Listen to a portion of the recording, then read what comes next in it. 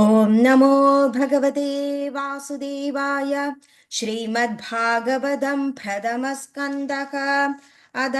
षोडशोऽध्यायः। सूत उवाच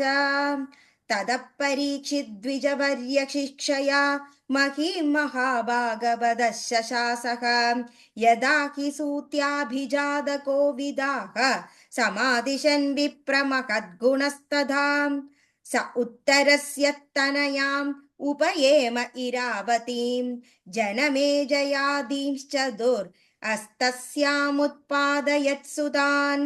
आजहाराश्वमेधां स्त्रीन् गङ्गायां भूरि दक्षिणान् शारद्वदं गुरुं कृत्वा देवायत्राक्षिगोचराः निजग्राहौजसा वीरः कलिं दिग्विजये क्वचित्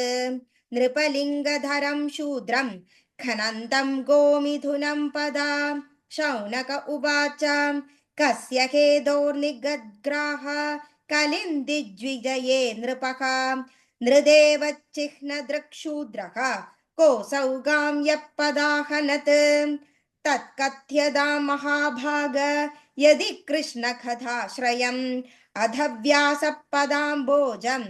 अकरन्दलिकां सताम् किमनैर्यः सदालापैरायुषो यदः सद्वयः क्षुद्रायुषां नृणामङ्ग मर्त्यानामृतमिच्छदाम् इहोपहूतो भगवान् मृत्युश्यामित्र कर्मणि न कश्चित् म्रियते तावद् अवासदेत् इहान्तकः एतदर्थं हि भगवान् आहुदः परमर्षिभिः अहो नृलोकेऽपीयेत हरिलीलामृतं वचः मन्दस्य मन्दप्रज्ञस्य वयो मन्दायुषश्च वै निद्रया ह्रियते नक्तं दिवा च व्यर्थकर्मभिः सूत उवाच यदा परीक्षित् कुरुज्जागले वसत् कलिं प्रविष्टं निजचक्रवर्तिके निशम्य वार्ताननैत्रिप्रियां तत शरसानं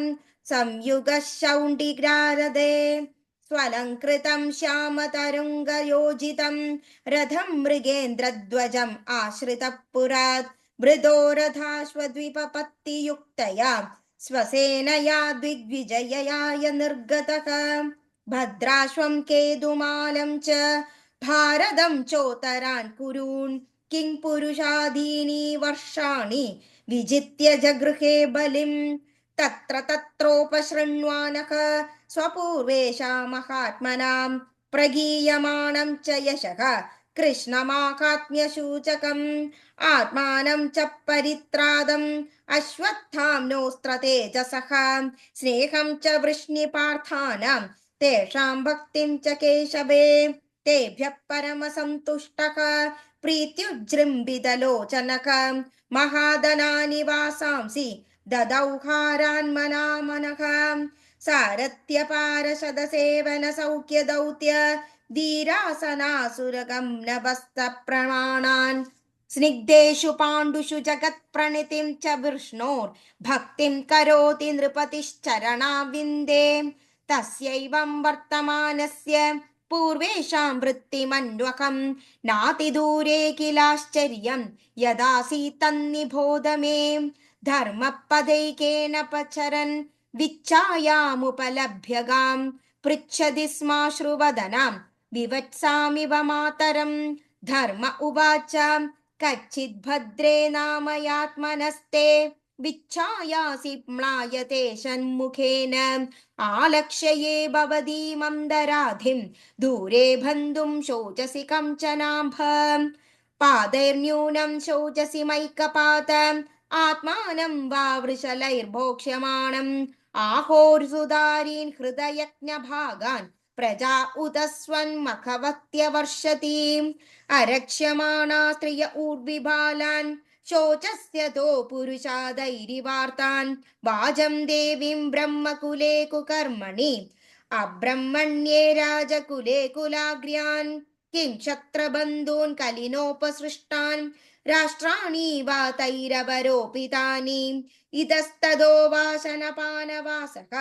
स्नानव्यायोन्मुखजीवलोकम् यद्वाम्बते भूरि भरावतार कृतावतारस्य हरेर्धरित्रीम् अन्तर्हितस्य स्मरति विसृष्टा कर्माणि निर्वाणविलम्बितानि इदं मम चक्षुस्तवादिमूलं वसुन्धरे येन विकर्षितासि कालेन वाते बलिनां बलीयसा सुरार्चितं किं कृतमाम्ब सौभगं धरण्यवाच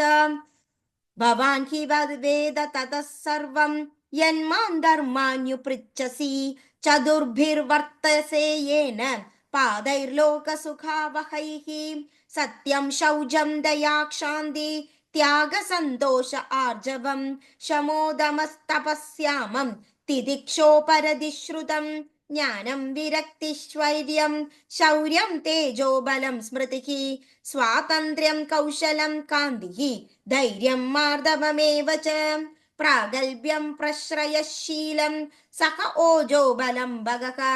गाम्भीर्यं स्थैर्यमास्तिक्यं कीर्तिर्मानोऽनहं कृतिः एते चान्ये च भगवन् नित्या यात्र महागुणाः पार्थ्या महत्त्वमिच्छद्भिर्न वियन्ति स्म कर्हिचित् तेनाहं गुणपात्रेण श्रीनिवासेन साम्प्रतं शोचामि रखितं लोकं पाप्मना कलिमयशिदम् आत्मानं चानुशोचामि भवन्तं चामरोत्तमं देवान् पितृनृषीन् साधून् सर्वान् वर्णांस्तदाश्रमान् ब्रह्मादयो बहुतिदं यदपाङ्गमोक्ष कामास्तपस्तक्षमरन् भगवत्प्रपन्नाः सा श्रीस्ववासमरविन्दवनं विहाय यत्पादसौभगमलं भजते नुरक्तां तस्याकमब्जकुलिशाङ्गुसहेतुकेतैः श्रीमत्पादैर्भगवदसमलङ्कृताग्निं त्रिनत्यरोज उपलभ्य ततो विभूतिं लोकान् समां विजृजुदत्तु स्मयतीं तरन्दे यो वै ममादिपरमासुरवंशराज्ञाम् औक्षहिणी शतमपानुदत्तात्मतन्द्रकां त्वां दुरस्तमूनपदमात्मनि पौरुषेण सम्पादयन् यदुशुरम्यभिभद्रभङ्गम् कावासखेदविरकं पुरुषोत्तमस्य प्रेमावलोकरुचिस्मितविर्गुणैपि स्थैर्यं समानमकरन् मधुमानिनीनां रोमोत्सवो ममदं यदङ्घ्रिविडङ्गितायाः तयोरेवं कथयतोः पृथिवीर्धर्मयोस्तदा परीक्षिन्नाम राजर्षिः प्राप्तप्राचीं सरस्वतीम् इति श्रीमद्भागवते महापुराणे पारमहंस्यां संहितायां प्रथमस्कन्धे पृथिवीर्धर्मसंवादो नाम षोडशोऽध्यायः सर्वज्ञ गोविन्द नाम संकीर्तनं गोविन्द गोविन्द नारायण अखिल गुरु भगवन् नमस्ते।